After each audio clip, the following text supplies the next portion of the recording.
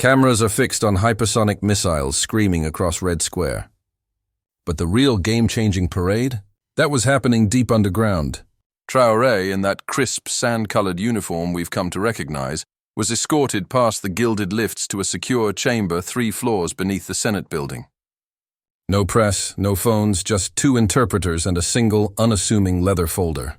Inside that folder, 3 memorandums so explosive, so utterly transformative, that even Russian aides were asked to leave their own phones on a tray outside. Talk about high stakes! The first paper was a sweeping 49-year defense pact. Imagine this. Burkina Faso is essentially trading its future gold output for the most advanced security system on the market. We're talking a permanent Russian aerospace shield, like an impenetrable S-400 dome parked outside Ouagadougou by Christmas. It's a complete realignment of military power, giving Burkina Faso protection against external threats and a decisive edge in its fight against internal insurgencies. The second paper outlined a bilateral currency swap, completely bypassing the euro. Think of it like this. For decades, Sahelian trade was like using your landlord's credit card for everything. He saw every transaction and set the fees. This deal is like getting your own debit card linked directly to your own bank account. Future trade will be settled in rubles and a new Sahelian gold-backed unit, cutting out the middleman and handing the alliance of Sahel states, AES, the keys to their own financial future. And the third paper, this is the real kicker, grants the Confederation of Sahel States priority access to Russia's upcoming GLONASS Africa satellite cluster. This is like moving from public Wi-Fi that everyone can snoop on to a private, military-grade encrypted network. Every drone flight, every troop movement from Timbuktu to N'Djamena will be invisible to NATO. It gives them eyes and ears in the sky that are truly their own. None of this hit Reuters that afternoon. It didn't have to. The tremors started within hours. Western headlines tried to tell you Traore was in Moscow for photo ops and wheat deals. Cute story, right? And sure, the wheat is real. Russia pledged another 50,000 tons before year-end. But that grain? It's camouflage. It's the magician's other hand, distracting you while the real trick happens elsewhere. Here's the real scoop. For years, a legacy contract forced Burkina Faso to ship France 120 kilos of gold each month for a fixed colonial-era price. This new pact is like tearing up that old, unfair contract. It completely reroutes those shipments to Russian refiners, forcing Paris to buy its own ore back at global market prices, a hefty $1.8 billion annual haircut. Meanwhile, Burkina Faso gets to keep 15% of that gold onshore for the first time since 1960, enough to plant the seeds of the sovereign wealth fund Traore announced in April. And let's not forget the educational clause. $2,000. Burkinabe students are now bound for Russian tech universities on full Kremlin scholarships. This isn't just an exchange program.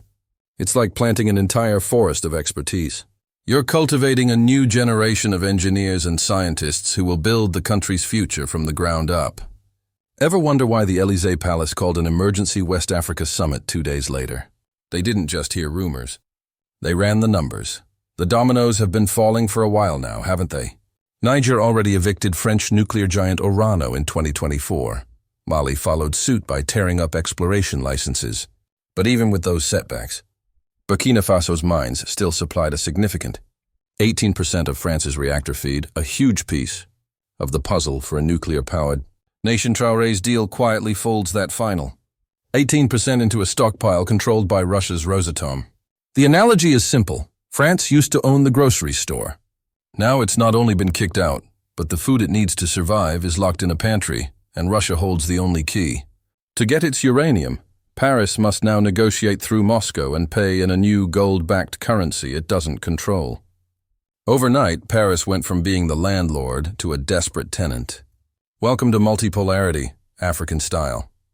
Let's rewind and go inside those 4 critical hours. Imagine the tension, the hushed urgency. 4:55 a.m. local. Traore's motorcade enters the Kremlin via the Senate gate, a privilege usually reserved only for heads of state. 02 a.m. Handshakes are exchanged. Cameras are switched off and the work begins. Putin opens with a line that tells you everything. Your enemies in the Sahel are our terrorists in Syria. Let's stop pretending geography matters. 10:15. The defense clause is initialed. A deep, long-term military partnership begins. Currency experts arrive with a secure printer. They're not just talking theory. They're running the first ruble-gold swap on a blockchain completely isolated from SWIFT. It's like building a private tunnel to bypass the world's central banking. Switchboard.1140. Both leaders step onto a balcony. A perfect, innocent-looking cover for Western satellites, while jets scream overhead. Brilliant theater. 205. The satellite clause is hammered out. Russia agrees to launch 2 Burkina Faso payloads free of charge in 2026, a service that would normally cost upwards of $90 million to 30. Signatures are penned. Toasts are made with mineral water, as Traore doesn't drink, and Putin respectfully follows suit. PM. The folder is closed. Aides, momentarily forgetting themselves, high-five in Russian, then catch themselves. 4 hours, 0 leaks, until now. So, how did the West miss such a monumental shift? It was a mix of distraction and clever maneuvering. Washington was counting tanks, Paris was stuck in its old colonial playbook, and London was otherwise occupied. They were all playing checkers while Russia and the Sahel were playing 3D chess. Traore exploited a brilliant legal loophole. Think of it as a secret passage in a castle. As long as you don't use the main gate, meaning sign a deal with a European company, the guards on the wall or EU oversight never get an alert. Because all Western firms had their contracts voided in 2024, there was no legal trigger for disclosure. Add to that Russia's policy of classifying strategic resource deals as state secrets, and you get a perfect blackout. The first analyst to tweet about it was a Ghanaian blogger. 48 hours later. Expect 3 major moves to lock in this new reality. 1. The alliance of Sahel states will announce the Sahel gold-backed unit at January's African Union Summit. The IMF will fume, but it's like the global food regulator trying to condemn a cake you baked in your own kitchen with your own ingredients. They have no jurisdiction. 2. Russian technicians will start arriving in Ouagadougou, likely disguised under an agricultural training program. It's a classic Trojan horse. Those S-400 parts aren't going to assemble themselves. 3. France will attempt a diplomatic counter, likely waiving debt relief at its remaining allies. But it's like trying to patch a cracking dam with duct tape.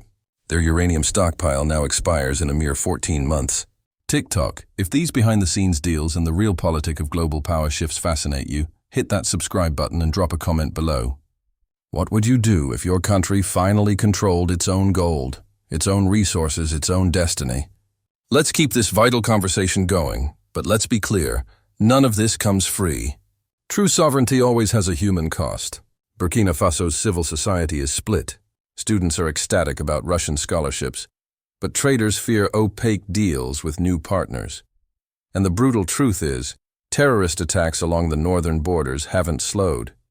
A raid in Djibo killed 34 civilians hours after Traore left for Moscow. Critics argue that sovereignty on paper means little if villages still burn. Traore's gamble is that external leverage will buy internal breathing room. The hope is that better drones, intelligence, and eventually better hospitals, funded by that gold fund, will deliver real change. Whether that timeline outruns public impatience will decide his legacy, and perhaps his life. This isn't just an African story. China just reopened its railway loop from Lome to Ouagadougou. Couple that with Russian satellite bandwidth, and you've got a formidable China-Russia economic sandwich in the Sahel that the US will find impossible to bite into.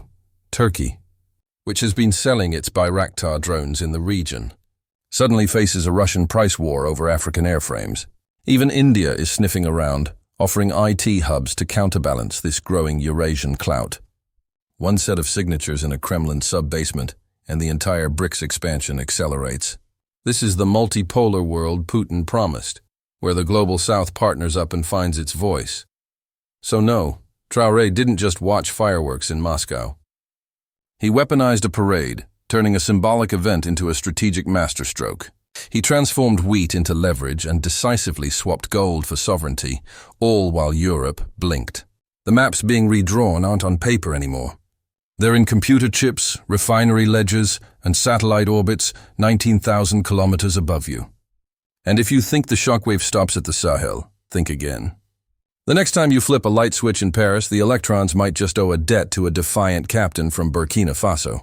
The real victory celebration was never on Red Square. It's happening right now.